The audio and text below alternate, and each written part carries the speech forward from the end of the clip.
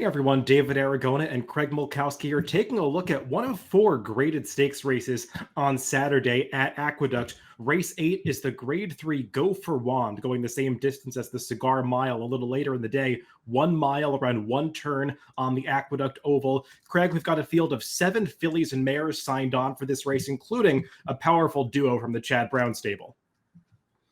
Yeah, it's a tough field. Drew a good field for this late in the year. As a speed figure guy, I'm always happy when we have two top races run at the same distance. That makes me happy. So good competitive betting event, I think.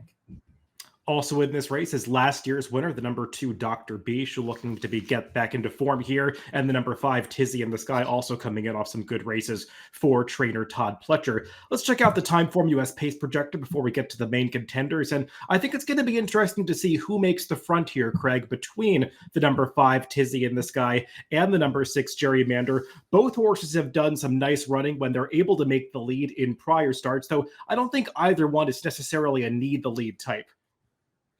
I would agree with that. If I were making the pace projector manually, I would probably flip-flop the top two, particularly given the draws. I don't really see any reason for Mander to try to push too hard to overtake Tizzy in the Sky early, but I think that's basically how they're going to line up.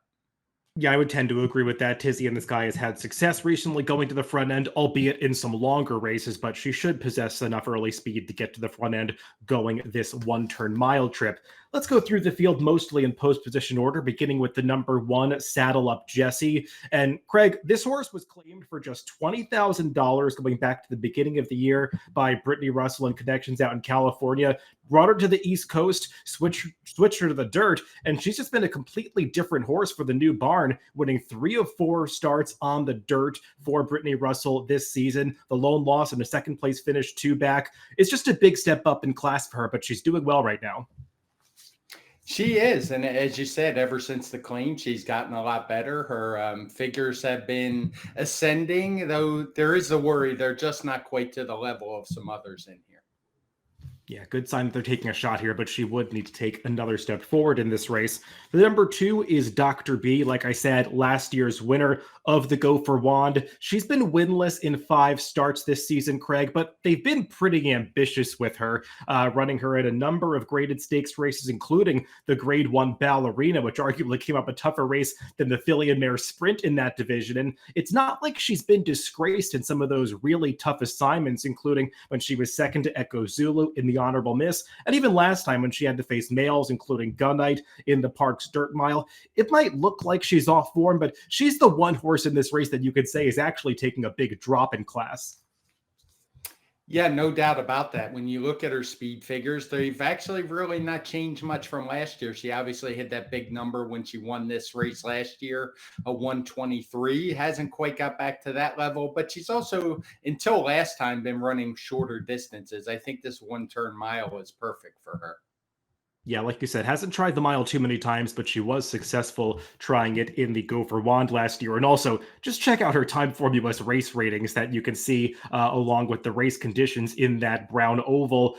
A series of 120 plus Timeform US race ratings indicating the strength of the competition that she's been facing. This race gets a preliminary Timeform US race rating of just 112.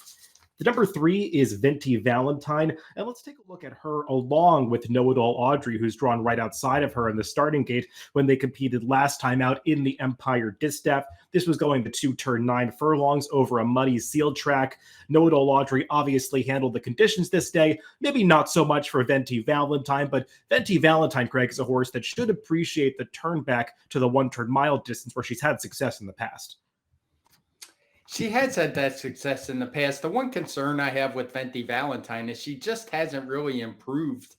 She's raced fairly often, and her speed figures haven't improved at all since her 2-year-old season. So it seems like a pretty big step up for her. Yeah, it does seem like an ambitious assignment for both of these New York-bred fillies. As for the number 4, Know-It-All Audrey, can't really fault her consistent set of speed figures. She consistently runs numbers in the high 90s or low to mid 100s in terms of Timeform US speed figures. And she's coming off one of the best efforts of her career last time when she was able to win that Empire Distaff. I just wonder if we saw her ceiling that day over a track that we know she likes. She's run well on those muddy or sloppy sealed surfaces a number of times in the past. She would need a step forward here, and I wonder if she's got it in her. I was going to point out the same thing. That last came in the mud, a surface she seems to relish, and she'd probably need to improve a good 7 or 8 points in here. Number 5 is Tizzy in the Sky, and we'll take a look at her last race when she was narrowly beaten second in the Turn Back the Alarm. The horse who defeats her this day is a pretty nice Brad Cox filly, Interstate Daydream, who's run well in a number of stakes races over the past couple of seasons. But I thought Tizzy in the Sky was pretty game trying to battle back inside of that foe all the way through the stretch. And it's not like Tizzy in the Sky got some free ride on the front end that day, because I believe it was Trevor McCarthy riding the favorite, Interstate Daydream, was just hounding her every step of the way on the lead. And Tizzy in the Sky had a right to get tired at the end, but I thought she battled on pretty determinedly to the wire. I was impressed by that effort, and I don't mind the cutback in distance for her. I think the 1 turn mile will be fine. And if you look at her time form US speed figures, she's clearly the horse to beat.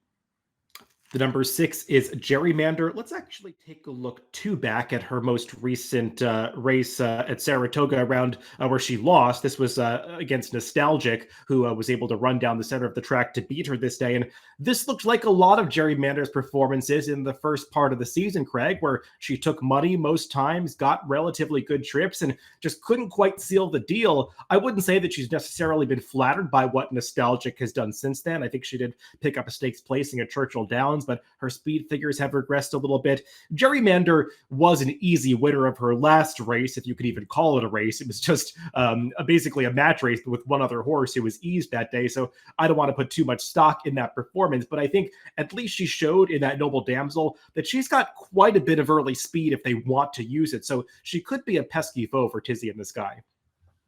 Yeah, for sure. And I was torn on which replay to show here in this race, but I just didn't see much point in the last race. I thought it might flatter her a little more than she deserves based on her PPs. She's fine, but again, you noted her speed figures haven't really improved, maybe even have regressed a little bit.